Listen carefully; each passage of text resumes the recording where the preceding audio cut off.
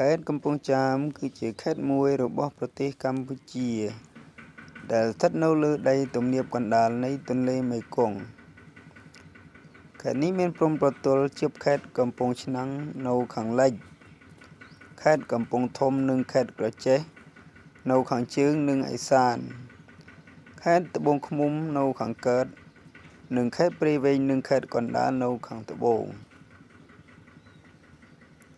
ខេត្តកំពង់ចាមត្រូវបានបែងចែកជាផ្លូវការជា2ខេត្តនៅថ្ងៃទី31ខែធ្នូឆ្នាំ2013ដីទាំងអស់នៅខាងលិចទន្លេមេគង្គនៅតែជាខេត្តកំពង់ចាមនៅដីខាងកើតទន្លេមេគង្គក្លាយជាខេត្តត្បូងឃ្មុំ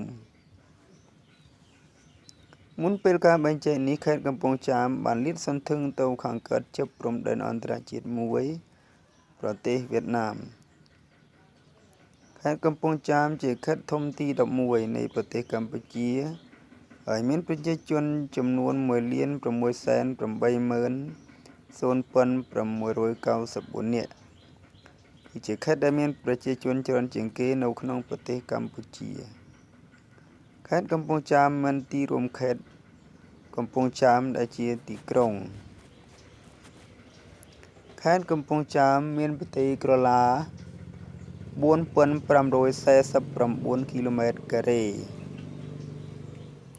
មានប្រជាជន 1,680,994 នាក់មានស្រុកនិងក្រុងចំនួន10ឃុំចំនួន173និងភូមិចំនួន1758បាទនេះជាលក្ខណៈទូទៅរបស់ខេត្តកំពង់ចាមដូច្នេះដើម្បីកុំឲ្យបងប្អូនបានដឹងច្បាស់គឺយើងមកស្គាល់ពីប្រវត្តិខេត្តកំពង់ចាម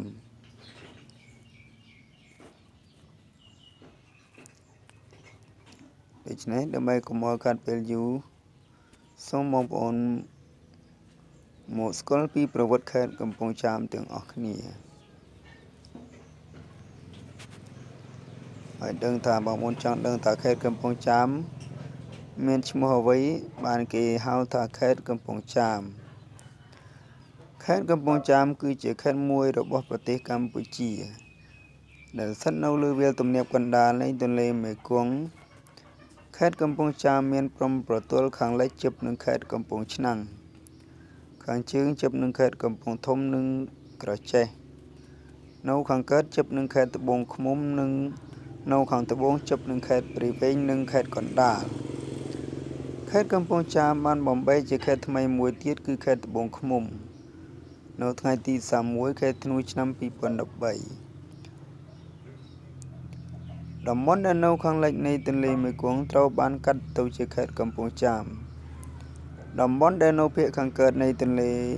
មេគង្គត្រូវបានដាក់កាត់ទៅជាខេត្តត្បូងឃ្មុំដោយយោងតាមការលើកឡើងមួយចំនួនបានឲ្យដឹងថាឈ្មោះខេត្តកំពង់ចាមមិនមានពាក្យពេននឹងជនជាតិខ្មែរអ៊ីស្លាមឡើយបើយោងតាមឯកសារក្រុងកំពង់ចាមដើមឡើយគឺជាដីកោះដែលជាកន្លែងសុំចតសំពៅនិងទូកតូចធំផ្សេងតាមសេចក្តីជាមួយឈ្មោះកំពង់ចាមនេះបានក្លាយមកពីពាក្យកំពង់រង់ចាំដោយសារភាសានិយាយពាក្យថារង់ចាំអាចជំនួសមកពាក្យថាចាំទើបប្រជាជនរស់នៅទីនោះទម្លាប់ហៅតៗគ្នាថាកំពង់ចាំកំពង់ចាំគឺជាកន្លែងមួយនៅក្បែរមាត់ទឹកដែលគេរង់ចាំការចម្លងឬរង់ចាំទទួលនៅកំពង់ដែលមានទូកឬសំពៅឆ្លងកាត់ដើម្បីធ្វើដំណើរបន្តឆ្ពោះទៅកាន់ទីកន្លែងណាមួយឬតំបន់ណាមួយទៀតដោយនេះគេបានប្រើពាក្យនិយាយថាកំពង់ចាំក្រោយមកច្រើនដំណរទៀតពាក្យនេះក៏បានក្លាយទៅជាពាក្យកំពង់ចាមដោយហេតុថាជនជាតិមួយចំនួនមកប្រាស្រ័យទាក់ទងគ្នានៅតំបន់នោះ ទាំងការអានឬការនិយាយមិនច្បាស់ពាក្យកំពុងរងចាំក៏คล้ายទៅជាពាក្យកំពុងចាំក្រោយមកប្រជាជនចេះតែប្រមូលផ្ដុំគ្នាច្រើនមករស់នៅទីនេះនាំគ្នាបង្កើតជាមជ្ឈមណ្ឌលពាណិជ្ជកម្មផ្លូវទឹកយ៉ាងសំខាន់នៅសម័យនោះហើយក៏កើតជាភូមិស្រុកមានមនុស្សរស់នៅកកកុញរីឯពាក្យកំពុងរងចាំក៏คล้ายជាកំពុងចាំនិងបន្ទាប់មកគឺកំពុងចាំរហូតដល់សព្វថ្ងៃឈ្មោះកំពុងចាំនេះពុំមានឯកសារណាមួយបញ្ជាក់ថាមានពាក្យពេញនឹងជនជាតិភាគតិចរស់នៅតាមដងទន្លេនោះទេឈ្មោះខេត្តកំពង់ចាមមិនពាក្យពេញនឹងជនជាតិអ៊ីស្លាម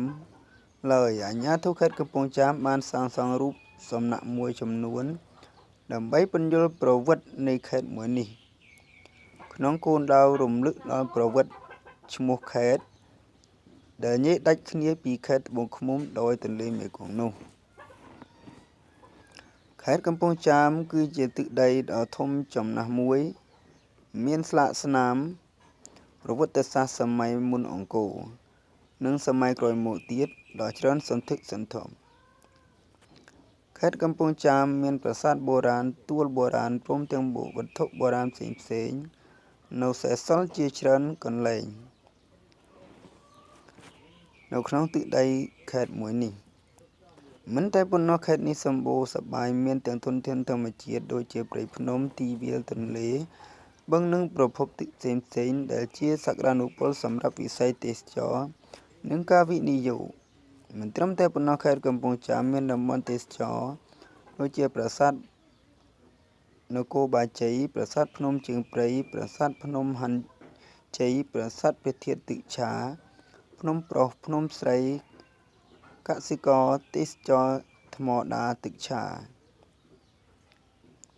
និងឆ្នេរខ្សាច់កោះពេនជាដើមសុទ្ធសឹងជាសមិទ្ធផលដ៏វិសេសវិសាលក្នុងដែនដីដ៏ចំណាស់មួយនេះ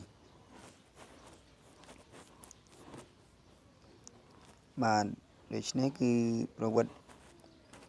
នៃខេត្តកំពង់ចាម